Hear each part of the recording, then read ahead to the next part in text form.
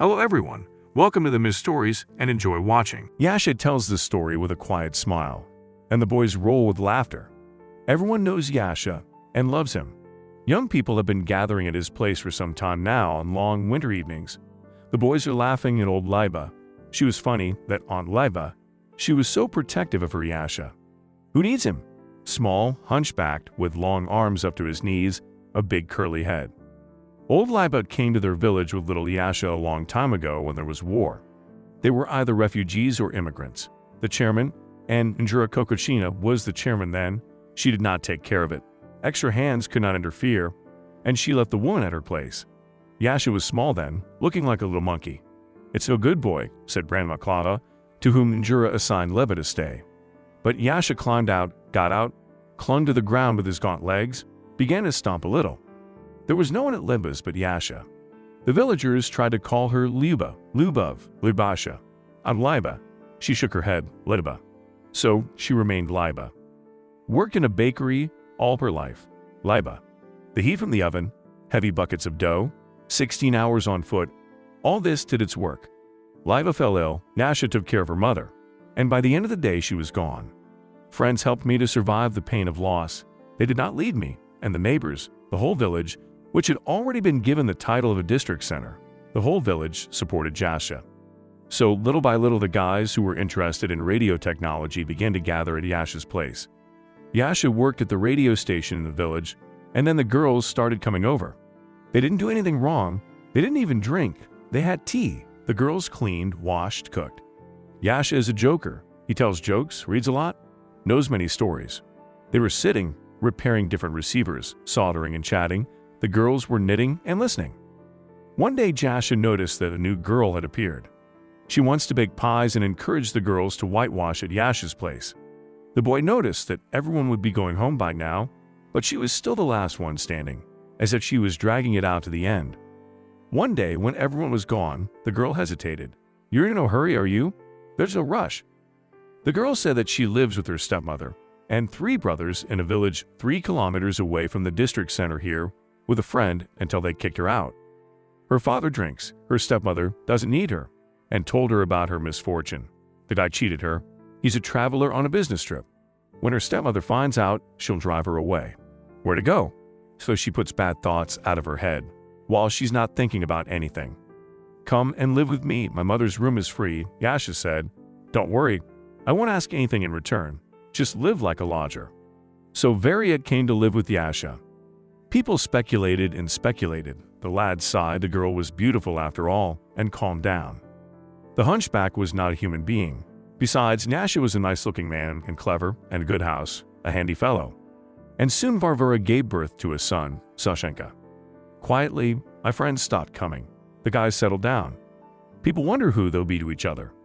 The boy grows up to be Yasha's daddy. He's a good-looking, sturdy boy. He's nowhere near Yasha. The boys had a crush on him. Variet kept the house clean and tidy, offered Yasha several times to find a woman, asking if she could leave her. Yasha waved his hands, cursed. "You're like the sister I never had," he said. "I'll give you in marriage. A good man will be found." And there was a guy who fell in love with Varvara, and she seemed to be not indifferent to him. Yasha met him and talked to him. He's nice, easygoing, sedate. Varvara was about to get married and move out of Yasha's house, and he told her, "My sister, Varvara Nikitishna, I never asked you for anything, but now I want to ask you." "What is it?" Varvara tensed up like a string.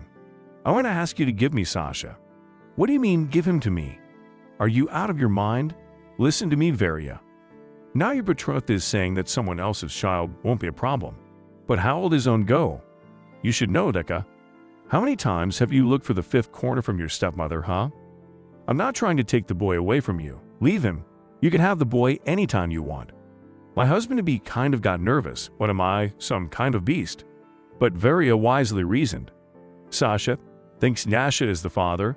Let's ask him what he has to say." The boy was in tears. "Can't we live like before, Dad, Mom, and me?" he asks. "We can't," he says. "Then I'll stay with Daddy. He'll be lost without me. And you'll come to Mom?" "Of course I will," cries Varia. "You son, when you want to come to me, just let me know at once." And so Yasha and Sasha were left alone. Variet came running, cooked, did laundry, didn't leave the men at all. Then she came in, She didn't know what to do with her hands. "What's wrong, Varia?" "They're transferring my husband far away. I want to take Sasha." With the boy's howling, he's clutching at his father. "I'm not going anywhere. I'm staying with Daddy." All persuasion didn't help. Varia got angry and said that Yasha wasn't Sasha's father at all, and Sasha was in tears. "If you take him away, I'll run away. I'll jump off the train. I'll come to my dad," he shouted. That's what happened. They took him by force. He escaped once, then another time, then another. Varia spat, brought him to Yasha. "Here you go." There is no strength. He is rude, runs away, does not listen. And so the second time we were left together. Varia did not come anymore. She did not cook or wash, and they were already doing well on their own. And then the woman next door, Katerina, was widowed. A drunken man drowned in a river in spring. She was a battered woman, and they didn't have children. He did not leave her alone and would not let her go, but God took him away. So Katya started to revive little by little. Yasha took milk from her for Sasha. Sashka and I would lift the fence that fell down at the neighbors or repair the porch. And Katia started baking bread and making cabbage soup for the men. So they gradually grew closer. Sashka is not going anywhere, he's mine. Yakov warned at once. Katya, who has never had children herself, took a fancy to the boy and is fond of her. Varia writes letters, sends money, tells her that Sasha has a sister, Lenoshka. Yasha invites Varia and her family to visit. Varia came in the summer with her husband and daughter. Sasha doesn't leave her sister's side, he's babysitting her. "Son, why don't you come with us?" Varia calls. "We live in the city. There are theaters and cinemas." "No, Mom, I'll stay with Daddy and Aunt Katya. Daddy will be lost without me, and I can't do it without him. I love you very much, but I won't leave my father." At school, the boys start bragging about their dads, and Sasha doesn't stay away. He's always praising his dad. There were times when we had to fight if someone said something bad about Sasha's dad. Varia came every year with the grown-up Lenoshka. She kept calling Sasha. But he kept his word. "No, Mom." Sasha went to the 7th grade when Yasha and Katya said they were going to have the baby. "What, are you going to kick me out?" the kid asked directly. "You what, Sasha?" Aunt Katya gasped. "God sent me you so that I could learn to be a mother on you. I'll go into fire and into water for you. What are you, son?" "How could you think that of me, sonny?" Yasha wiped away a tear. "How long we've been together, eh, you?" "Forgive me, Mama Katya, Daddy, forgive me. I was scared, I'm sorry." Varvara found out that Yasha was going to have a baby with Katya. Started calling Sasha again, but the answer was just no, that's all. Vanya was born when Yasha was in his 40s, and Katya was approaching 40. Sashka wouldn't leave his brother's side. "I don't know who to thank for this happiness. I don't believe in God," said Sashka to his mother and her family. "I am a Komsomol member, but I am so grateful for the happiness that I have 2 parents and a sister and a brother." "Thank you, Yakov Samuilovich," says the man from Varin, "for bringing up such a son, for taking care of Varia, for saving her." "Thank you, Yasha. Thank you, brother." Varia is crying. "No one is closer to you. My father and brothers never looked for me, and my stepmother never looked for me, and thank you, Katyusha. Thank you for not pushing my son away, for wrapping him in your love." Sasha grew up, joined the army. We saw him off in the village, and the black-eyed girl, Tanya, was crying on my shoulder. She waited for the soldier. They celebrated the wedding. The whole village was celebrating again. People had long forgotten that Sasha was not Katerina's sister, and that Varia was not her sister. They themselves have already forgotten about it. They're all relatives, and that's all you are.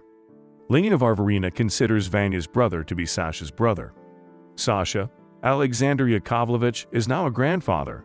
He tells his grandchildren various stories, including about his grandmother, whom he has never seen, Liba, from Daddy's words.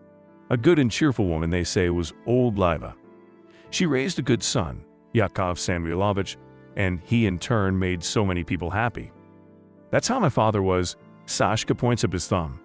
He was a good father, agrees Vanya, the best. The best grandfather in the world, say Vanya's and Sasha's children, and tell their children the marvelous stories that the Vologdalays, that the best grandfather in the world told them. Blessed memory to him and all the grandfathers.